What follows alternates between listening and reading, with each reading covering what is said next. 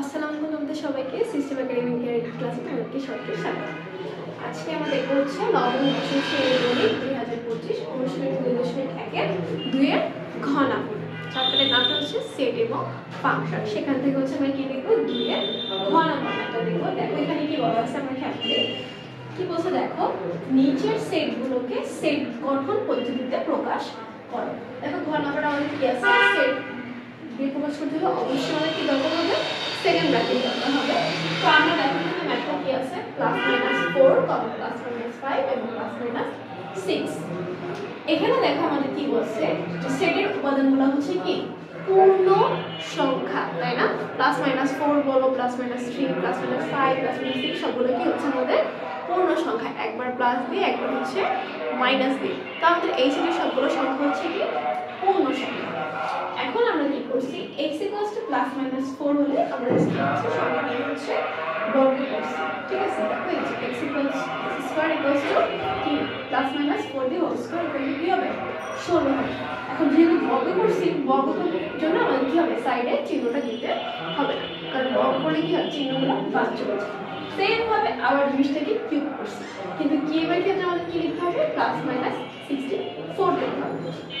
Same ভাবে আমরা আবার x = +-5 হলে কি করছি, x² = +-5² 25। এইটাকে আবার কি করছি, বর্গ করছি, একবার হচ্ছে কিউব করছি। ঠিক আছে, আবার এই যে কিউব করছি, কিউব করে আমরা কত পাইছি, +-125 পাইছি। ঠিক আছে, এরপর আমাদের কি আছে, x = +-6 হলে হোল স্কয়ার করছি, আমরা বর্গ করে কত পাইছি, 36 পাইছি, কিউব করে 216 পাইছি। আমরা বর্গ এবং কিউব কেন করছি, যেহেতু আমাদের এটা হচ্ছে একটা পূর্ণ সংখ্যার সেট, সেজন্য আমরা কি করছি, বর্গ আর হচ্ছে ঘন করছি। ঠিক আছে, এখন দেখো আমাদের যে কথা হচ্ছে আমাদের একটু বুঝতে হবে, সেটা হচ্ছে দেখো আমরা সেটের উপাদানটা কি পাইছি। দেখো সেটের উপাদান সমূহের বর্গ 16 থেকে বড় অথবা এর সমান।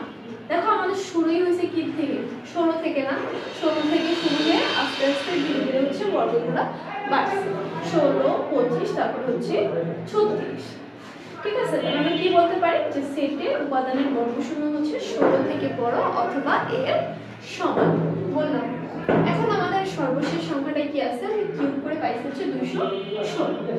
এবার বলছি সেটের উপাদান সমূহের ঘন কি 216 থেকে ছোট বা সমান।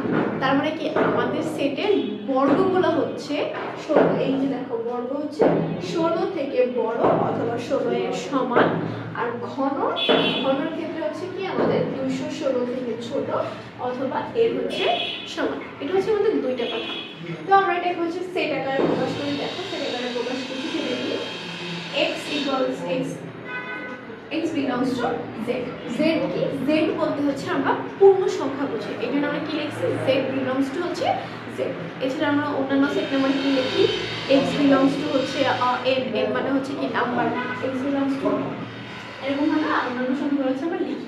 তাহলে আমাদের নির্ণয় সেটটা আমরা কি লিখতে পারি, যে x belongs to z কি বলছি আমরা, বর্গ 16 থেকে বড়। দেখো 16 থেকে বড়, তাহলে এই যে আমরা 16 থেকে বড় চিহ্ন দিচ্ছি, বড় চিহ্ন কোনটা, এই যে এই মাথাটা হচ্ছে বড় চিহ্ন, এটা হচ্ছে ছোট চিহ্ন। তাহলে 16 থেকে বড় অথবা এর সমান। এই যে বড় আর সমান বোঝানোর জন্য আমরা এই সাইনটা হচ্ছে ব্যবহার করছি, মাঝখানে এই সাইনটা হচ্ছে ব্যবহার করছি। আরেকটা কি বলছিলাম, এবং সেটের উপাদানসমূহের ঘন কত ছিল, 216 থেকে ছোট বা হচ্ছে কি সমান। তাহলে ছোটর সাইনটা কোন দিকে যাবে, এই দিকে যাবে, আর যেহেতু সমান বলছে তাই নিচে কি হবে, একটা দাগ হবে। ঠিক আছে, তাহলে এই যে আমাদের সেট গঠন হয়ে গেল, তাই না? এটা হচ্ছে আমাদের একটা সেট গেল। কি কি, যে বর্গ যেটা আছে সেটা হচ্ছে 16 থেকে বড় অথবা এর সমান, এবং দিয়ে হচ্ছে ঘন যেটা পাইছি সেটা হচ্ছে 216 থেকে ছোট অথবা এর সমান, দুইটা। আমরা আরেকটা ভাবে লিখতে পারি, সেটা হচ্ছে কি দেখো, সেটা হচ্ছে x belongs to n। এই যে n লিখছি, এখানে n হচ্ছে নাম্বার। তো এই নাম্বারটাকে আমরা কিভাবে লিখতে পারি, দেখো আমরা বর্গ করে কি পাইছিলাম, 16, 25 আর হচ্ছে 36। তাহলে আমরা লিখতে পারি না যে আমরা x belongs to n, আমাদের nটা কি হয়েছে 16 থেকে বড় অথবা এর সমান, মাঝখানে অন্যান্য সংখ্যা বর্গ থাকবে, আর হচ্ছে কি 36 থেকে ছোট আর হচ্ছে এর সমান। ঠিক আছে, এটা হচ্ছে ডট ইকুয়াল। আবার লিখতে পারি x belongs to a নিয়ে 64 ঘন হচ্ছে 64 থেকে বড় বা এর সমান আর কি 216 থেকে ছোট অথবা এর সমান। তার মানে আমরা কি এই সেট এইটাও লিখতে পারি এটাও লিখতে পারি, ঠিক আছে? দুইটাই হচ্ছে আমাদের লেখা যায়। যেটা হচ্ছে আমাদের কাছে ইজি মনে হবে আমরা হচ্ছে সেই সেটটাকে হচ্ছে লিখব।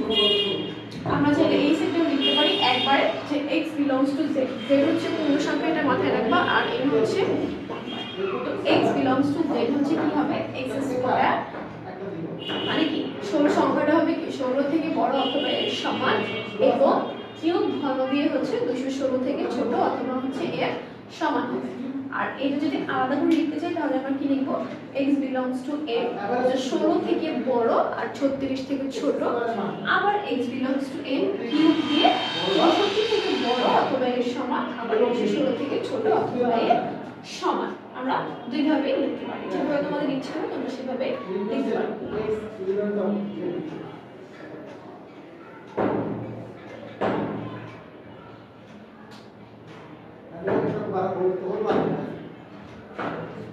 ঠিক আছে, তাহলে আজ এই পর্যন্তই।